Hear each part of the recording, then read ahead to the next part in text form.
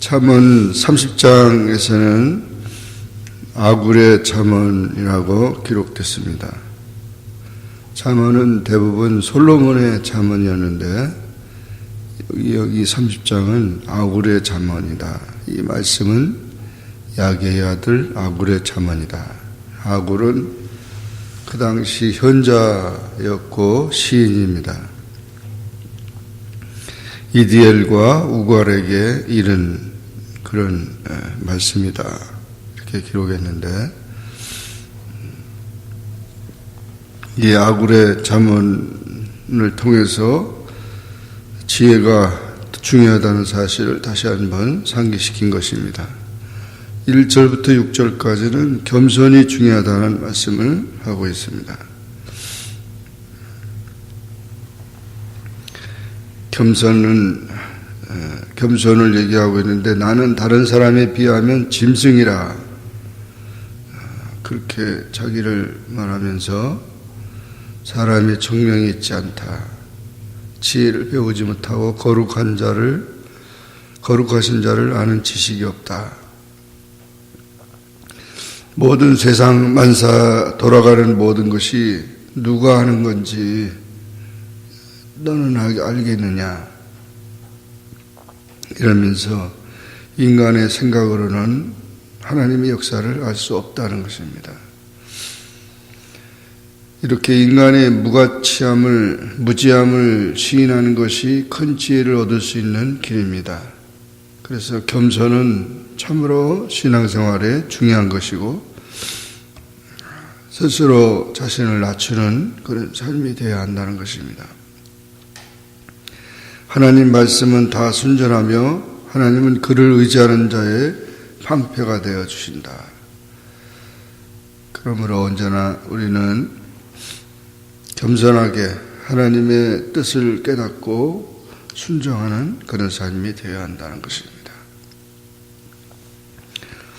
7절부터 9절은 아굴은 두 가지 소원에 대해서 말하고 있는데 내가 두 가지 일을 주께 구하였사오니 내가 죽기 전에 내게 과시옵소서. 곧 헛된 것과 거짓말을 내게서 멀리하게 하옵소서. 진실한 삶을 생활을 할 수 있도록 기도했습니다. 깨끗한 마음, 진정한 가치가 무엇인지 그걸 알고 헛된 것과 거짓말을 회개하는 삶이 되어야 한다는 것입니다. 그리고 두 번째는 나를 가난하게도 마옵시고 부하게도 마옵시고 오직 필요한 양식으로 나를 먹여달라. 물질에 대해서 자족하는 생활을 하게 해달라는 것입니다. 이것이 아굴의 인생관이었고 아굴의 기도의 제목이었습니다. 우리가 예수님께서도 마태복음 6장 33절에 말씀한 것 같이 너희는 먼저 하나님의 나라와 하나님의 의를 구하라 그렇게 말씀했는데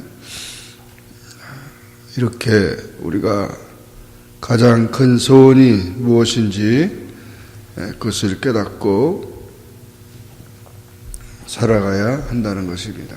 우리에게 진실한 생활과 물질에 대한 자족하는 생활이 되지 못하면 내가 배불러서 하나님을 모른다 여호와가 누구냐 할까 하오며 내가 가난하여 도둑질하고 하나님의 이름을 욕되게 할까 두려웁니다.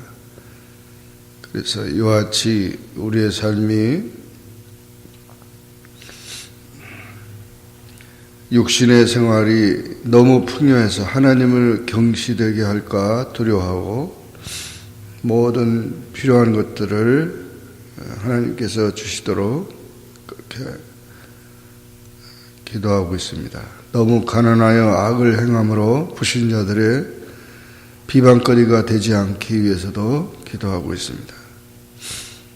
우리 성도의 삶은 이런 기도의 제목이 되어야 합니다. 항상 우리 마음이 깨끗한 마음이 되도록 진실한 삶이 될 수 있도록 기도하고 모든 세상의 물질과 그런 세속적인 것에 빠지지 않도록 우리 자신을 지켜달라고 기도해야 할 것입니다. 10절부터 17절까지는 세상에 악한 무리들이 있다는 사실을 말하고 있습니다. 첫째는 종을 비난하는 그런 주인들이 있다. 너는 종을 그 사회 상전에게 비방하지 말라. 그가 너를 저주하겠고 너는 죄책을 당할까 두려우니라. 아무리 종이라도 무시를 당하거나 저주할 일을 또 죄책당할 일을 하지 말라는 것입니다. 그리고 아비를 저주하며 어미를 축복하지 않은 무리가 있다. 부모를 공경치 아니하는 그런 불효자들이 많이 있다는 것입니다. 그리고 스스로 깨끗한 자로 여기면서도 자기의 더러운 것을 씻지 않는 무리가 있다. 위선자들이죠. 위선자들이 많이 있고 눈이 심히 높으며 눈꺼풀이 들리는 무리가 있다. 교만한 자가 많이 있다는 것입니다. 또 안리는 장관 같고 어금니는 군도 같아서 가난한 자를 삼키고 궁핍한 자를 삼키는 무리가 있다. 탐욕자들이죠. 이렇게 탐욕과 잔인한 그런 무리들이 세상에 있는데 이런 무리들을 우리가 분별하고 조심해야 한다는 것입니다. 거머리에는 두 딸이 있어 다오다오한다. 거머리는 앞뒤로 다 피를 빨아먹는 그런 짐승입니다. 달라붙어서 피를 다 이렇게 빨아먹는데 족한 줄 알지 못하며 족하지 아니하는 선엇이 있나니 수월과 아이 베지 못한 태와 물로 채울 수 없는 땅과 족하다 아니하는 불이다. 이런 탐욕에 이끌리는 일들이 있다는 것입니다. 요즘에 그 화재 사고도 많이 나는데 그 화재 사고 보면은 정말 교통사고처럼 교통사고는 안 나는 게 중요한데 나면은 뭐든지 부셔지고 깨지고 사람이 죽고 하는 것처럼 불도 나지 않으면 되는데 나면은 태워버리고 사람이 죽고 어려움을 당하잖아요. 그러므로 이런 모든 것을 분별하고 그런 것에 빠지지 않아야 한다는 것입니다. 아비를 조롱하며 어미 순종하기를 싫어하는 자의 눈은 골짜기에 까마귀에 쪼이고 독수리 새끼에게 먹히리라. 두려워하는 자들은 하나님이 심판하신다는 거죠. 18절 이하 마지막 절까지의 내용은 희한한 그런 짐승들에 대해서 말하고 있습니다. 심히 기이 여기도 깨닫지 못하는 선엇이 있나니 공중에 날아다니는 독수리 자치와 반석 위로 그여다니는 뱀의 자치와 파도로 치어다니는 배의 자치와 남자와 여자와 함께한 자치와 음녀의 자치다. 그것이 지나간 자치가 흔적이 거의 나타나지 않는다는 거죠. 그래서 몰래 비밀스럽게 그렇게 하는 일인데 그런 모든 잘못된 것들을 하면서도 내가 악을 행하지 아니한다 이렇게 신는다는 것이죠. 먹고도 안 먹은 척 한다는 거죠. 또한 그 견딜 수 없는 것이 있는데 종이 임금이 되면은 얼마나 참 비참하겠어요. 미련한 자가 음식으로 배부른 것과 또 미움받는 여자가 시집간 것과 여종이 주모를 이은 것이다. 여종이 주모의 자리에 올라간 것. 이런 모든 것들은 견딜 수 없는 그런 일들이다. 24절에는 땅에 작고도 가장 지혜로운 것이 사는데 힘이 없지만 먹을 것을 여름에 준비하는 개미들 얼마나 열심히 준비합니까? 그 개미들을 보라는 거죠. 약한 종류지만은 집을 바위 사이에 집을 짓는 사반이나 임금이 없지만은 다 떼를 지어가는 메뚜기, 이 메뚜기 떼를 보면서 강한 힘과 그리고 모이기에 힘쓰는 그런 힘들, 또 손에 잡힐만 하여도 왕국에 있는 도마뱀 열심히 보호받고 그렇게 하는 것이 있다는 것입니다. 자연계 속에서도 살고 있는 생물들의 모습은 우리에게 많은 교훈을 준다는 것입니다. 그리고 29절 이하에 보면 잘 걸으며 위풍 있게 다니는 선옷이 있는데 짐승 중에 가장 강하여 아무 짐승 앞에서도 물러가지 않은 사자가 그 모습만 봐도 다 떨죠.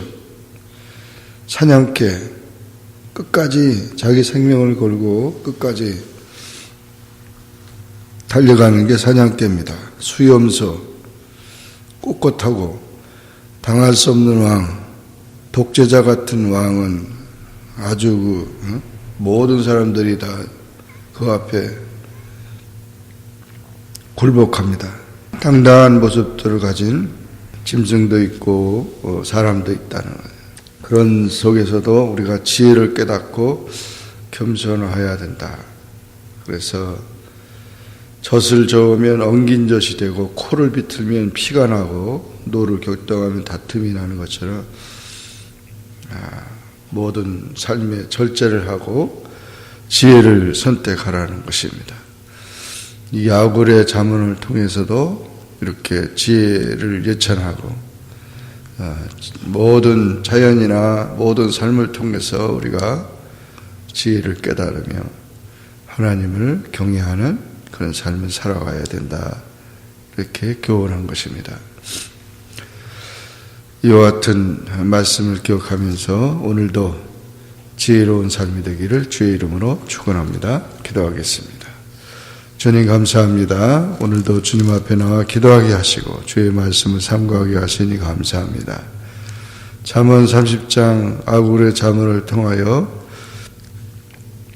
우리의 진정한 소원이 무엇이며 또한 세상의 악한 무리들이 어떤 사람들이고 또 어떤 것들이 우리들에게 이렇게 분별하게 하고 또 우리가 깨달아야 될 일들을 이렇게 지적했습니다. 언제나 우리의 삶 속에서 하나님의 뜻을 깨닫고 하나님의 말씀에 순종하면서 지혜의 삶을 선택하는 주님의 자녀들이 다 되게 축복하여 주옵소서. 예수님의 이름으로 간절히 기도하옵나이다. 아멘. 하늘에 계신 우리 아버지여, 이름이 거룩히 여김을 받으시오며 나라에 임하옵시며 뜻이 하늘에서 이룬 것 같이 땅에서도 이루어지이다. 오늘날 우리에게 일용할 양식을 주옵시고 우리가 우리에게 죄진 자를 사하여 준 것 같이 우리 죄를 사하여 주옵시고 우리를 시험에 들게 하지 마옵시고 다만 악에서 구하옵소서. 대개 나라와 권세와 영광이 아버지께 영원히 싸움나이다.